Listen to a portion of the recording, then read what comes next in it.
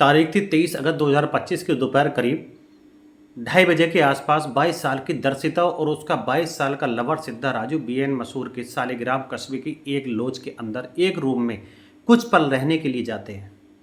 लेकिन रूम के अंदर जाने के कुछ ही मिनटों बाद यानी कि लगभग 10 मिनट बाद सिद्धा राजू उर्फ अप्पू अपनी प्रेमी दर्शिता को यह बोलकर रूम से बाहर निकल जाता है कि वह बाहर से खाना लेने जा रहा है। लेकिन इसके बाद वह करीब 15 से 20 मिनट बाद वापस लौटता है। लेकिन जैसे ही लौटा और अपने कमरे का दरवाज़ा खटखटाया तो उसने पाया कि दरवाज़ा अंदर से लॉक है और उसकी प्रेमिका दर्शिता भी दरवाज़ा खटखटाने पर दरवाज़ा नहीं खोल रही थी। उसने कई बार दरवाज़ा खटखटाया लेकिन उसकी प्रेमिका ने दरवाज़ा नहीं खोला। इसके बाद उसने अपनी प्रेमिका को कई बार कॉल किया लेकिन फिर भी उसने कॉल नहीं उठाया और न ही दरवाज़ा खोला। इसके बाद वह काफ़ी ज़्यादा घबराया और घबराहट में लॉज के मैनेजर के पास पहुंचा और मैनेजर को सारी बातें बताई। इसके बाद लॉज का मैनेजर दूसरी चाबी लेकर तुरंत उसके साथ रूम के पास पहुंचा और दूसरी चाबी से दरवाज़ा खोला। और लेकिन जैसे ही दरवाज़ा खोला वह कमरे के अंदर दाखिल हुआ तो उसके पैरों तले ज़मीन खिसक गई।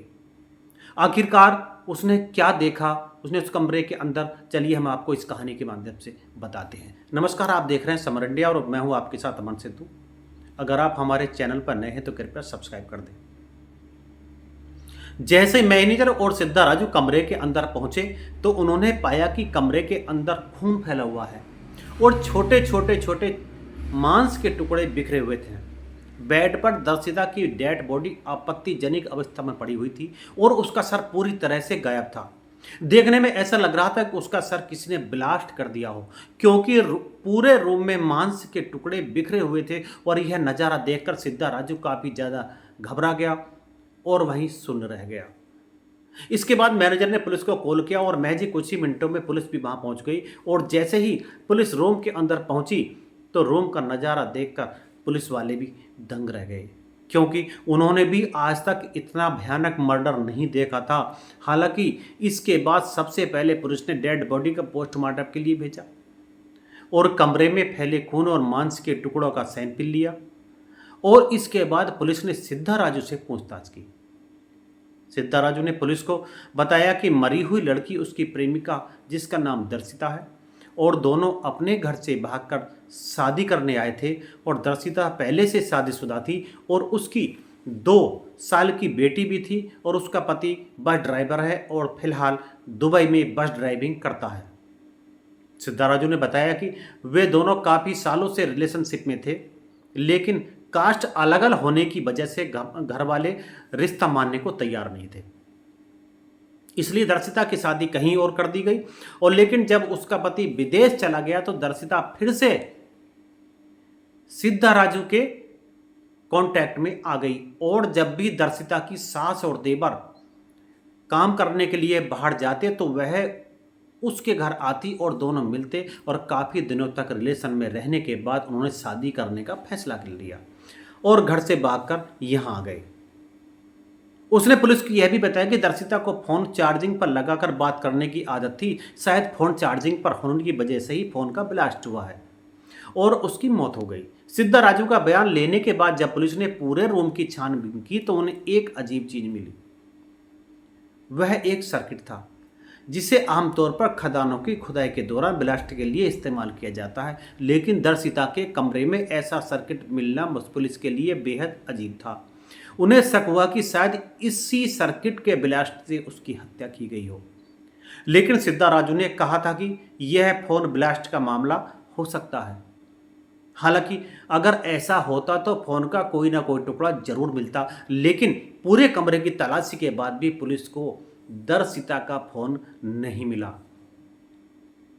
यही बात पुलिस के लिए सबसे बड़ा सवाल बन गई।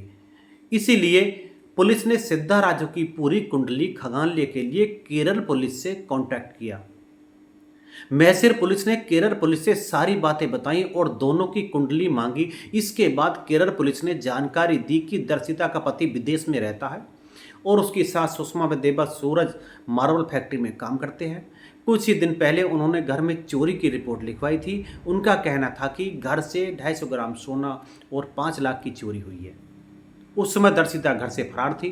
सुषमा और सूरज को यह भी नहीं पता था कि दर्शिता कहाँ गई है। वे खुद दर्शिता की गुमशुदगी की रिपोर्ट लिखवाने जा रहे थे। हालांकि पुलिस को उनके घर की तलाशी के दौरान चोरी का सामान नहीं मिला था। जब मैसूर पुलिस ने केरल पुलिस से सिद्धा राजू के बारे में पूछा तो पता चला कि वह मार्बल फैक्ट्री में काम करता है और खदानों में ब्लास्ट करने के लिए सर्किट बनाने में माहिर है।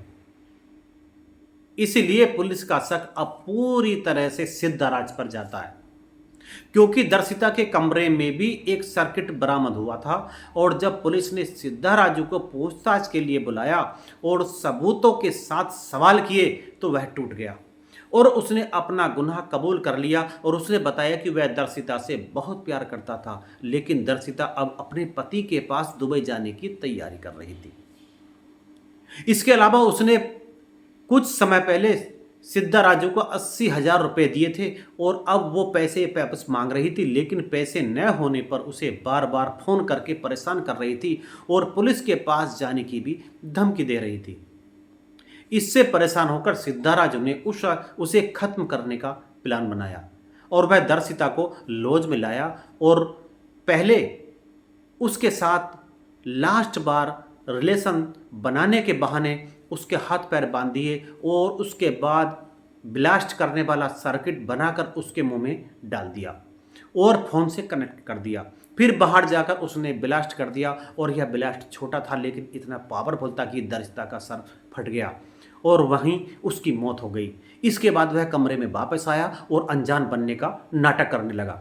हालांकि अभी भी यह साफ नहीं हो पाया कि दर्शिता के ससुराल में जो चोरी किसने की थी और चोरी का सामान कहाँ है। फिलहाल सिद्धा राजू के खिलाफ केस कोर्ट में चल रहा है और अभी भी उसे सजा नहीं हो पाई है। इस पूरी कहानी को सुनाने का तात्पर्य आपको जागरूक करना है, आपको सावधान करना है, आपको सतर्क करना है। किसी की भावनाओं को ठेस पहुंचाना नहीं है। सावधान रहें, सुरक्षित रहें। मिलते हैं अगली वीडियो में, तब तक के लिए नमस्कार।